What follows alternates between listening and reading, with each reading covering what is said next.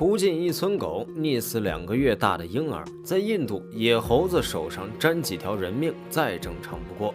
即使再恶贯满盈，猴子在印度依然享受着优厚待遇。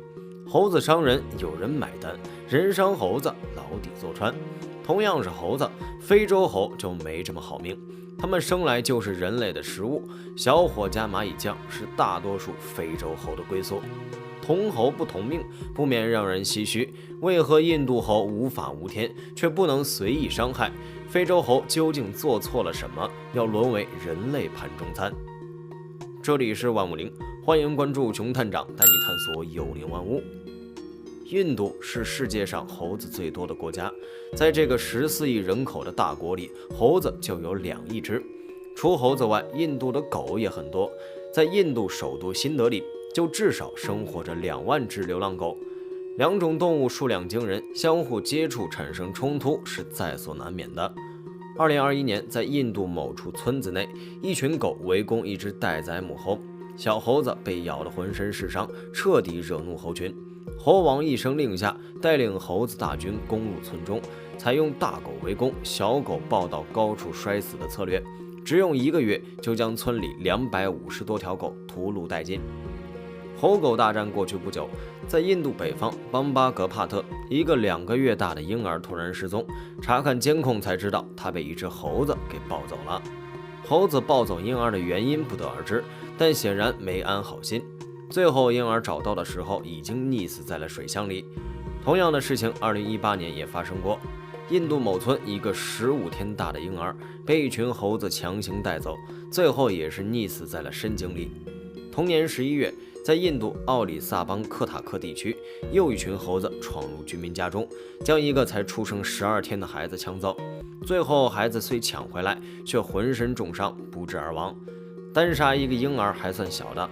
2020年7月，在印度北方邦的斯哈赫贾汉普尔，一群猴子设法将一堵围墙推倒，砸伤7人，砸死4名孩童。最为残忍的还是发生在去年10月的事。当时10岁的印度男孩迪帕克跟伙伴们到寺庙附近玩，突然遇到一群猴子袭击。当他跑回家中时，肚子血肉模糊，肠子已被扯了出来。迪帕克被紧急送到医院，可伤势过重，医生也无力回天。印度猴子杀人无数，当地人却不能轻易伤害它们，这主要与印度的信仰有关。我们都知道，印度是一个有着宗教热情的国家，光是所信奉的神就有3亿3千万个，差不多4个印度人就能分到1个。其中猴神哈努曼算是这3亿神灵中的佼佼者。哈努曼是一个历史悠久的神，在印度古老文献《离句吠陀》中，天神因陀罗与妻子对话，就提到一种拥有神力的猴子。对哈努曼较为详尽描述的文献是在公元前30纪出现的史诗《罗摩衍那》。书中，哈努曼的母亲是被贬凡间的天女，父亲是掌控世间空气流动的风神。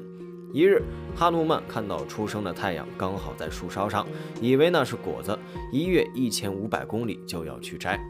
日神当然不允许他这种行为，发射强光想将其吓退，可哈努曼仍旧缠虫附身，想吃那太阳。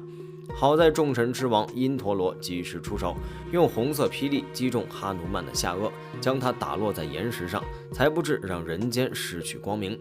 风神见自己的儿子被揍，极为愤怒，他施法停止了空气流动，让人们无法呼吸。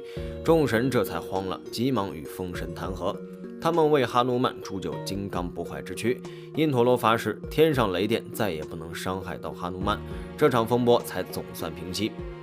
哈努曼最让人敬仰的故事是他答应阿瑜陀国罗摩王子去拯救被魔王劫走的王妃西多。在营救王妃的路上，哈努曼遇到蛇神化身的妖魔阻拦，哈努曼将身子变大，妖魔也跟着变大，哈努曼再变，蛇神也跟着变。在蛇神大嘴变到100公里宽时，哈努曼突然变小，直接跳入他的嘴，钻进肚子里，一阵翻江倒海。蛇神这才求饶，放他继续赶路。之后，哈努曼又用同样的办法钻进女妖肚子里，将其杀死。历经艰险，总算到了魔王城堡，打败魔王，救走王妃西多。这个故事广为流传后，哈努曼聪慧、勇敢、坚韧不拔的形象深得人心，成为了印度人最喜爱的神话人物。不光是印度，如今在南亚、东南亚、中亚、伊朗北部等地都有供奉哈努曼的神庙。关于哈努曼的故事版本各不相同。如今印度人崇尚猴子，或多或少受到哈努曼的影响，但起决定作用的还是印度狂热的宗教传统。在中国的神话里，我们都是女娲的后人，可蛇在中国也没有高高在上。中国人有浪漫情怀，但也活得清醒。印度不同，人焚369等，神猴神牛却统一高尚。在印度，猴子地位甚至比某些人还高，可在非洲，他们却连家畜都不如。在非洲刚果、喀麦隆等国街头，常摆放着熏得漆黑的肉，这就是人们喜爱的熏猴肉。这种猴肉被称为穷人蛋白质，价格比鸡肉、鸭肉便宜，普通穷人也消费得起。人们将这种肉蘸蚂蚁酱一同吃下去，大赞其味美。猴子肉在非洲能卖这么便宜，主要因为野生猴子多，并且捉猴容易。当地人抓猴只需取来一个椰子，在上面开一个刚好够猴子伸进手臂的孔，接着在孔里塞进一些米饭，将椰子固定住，一个简单的陷阱就完成了。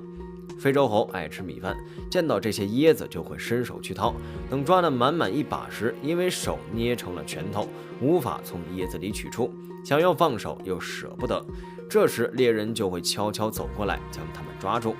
除了猴子外，非洲人还会捕捉蜥蜴、果蝠、老鼠等动物来食用，这些动物都是在森林里捕捉的，被称为丛林肉。